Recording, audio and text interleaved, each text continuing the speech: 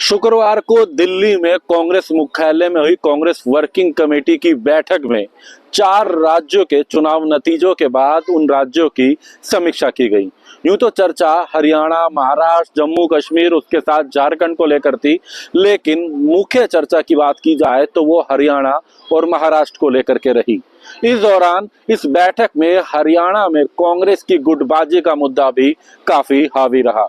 खुद कांग्रेस के राष्ट्रीय अध्यक्ष मल्लिकार्जुन खड़गे ने हरियाणा की गुटबाजी का जिक्र करते हुए कहा कि हरियाणा में भी चुनाव के दौरान एकता की बजाय आपसी बयानबाजी और गुटबाजी जो है हावी रही। उनका कहना है कि तमाम नेताओं ने एक दूसरे के ऊपर बयानबाजी और गुटबाजी रखी।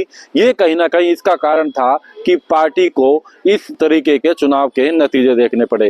हालांकि इस बैठक के दौरान चुनाव नतीजों में ईवीएम को भी पूरे चुनाव नतीजों को लेकर के दोषी माना गया। ईवीएम पर भी कई प्रश्न उठाए गए, लेकिन साथ ही साथ गुटबाजी को लेकर के भी काफी चर्चा की गई। हालांकि इस दौरान बैठक में हरियाणा से हम नेताओं की बात करें तो कुमारी सैलजा, दीपेंद्र हुड्डा और रणदीप सिंह सुरजेवाला मौजूद थे। इस बैठक से पहले भी अगर हम बात करें तो कुमारी सैलजा ने अपनी बात पार्टी के सामने रखी थी और इस बैठक के दौरान मल्लिकार्जुन खड़गे ने सीधे तौर से संदेश दिया कि अब जरूरत है कि पार्टी में अनुशासन का ध्यान रखा जाए, अनुशासनात्मक कार्रवाई की जाए, कठोर कदम उठाया जाए और सीधे तौर से एक संदेश दिया कि अब ऐसे में जो चुनाव नतीजे आए हैं इसमें जवाबदेही तय करनी होगी। उन्होंने सीधे तौर से कहा कि जवाबदेही जो भी प्रदेश के प्रमुख नेता थे उनकी होनी चाहिए। इसके साथ साथ संगठन में भी ब्लॉक से लेकर के जिले तक और उसके बाद प्रदेश हो या एआईसीसी स्तर पे मल्लिकार्जुन खड़गे ने स्पष्ट किया कि हर स्तर पर बदलाव की जरूरत है और ऐसे में उनका कहना है कि अमूलचूल बदलाव करने होंगे, जवाबदेही तय करनी होगी ताकि आने वाले समय में सही नतीजे देख सकें।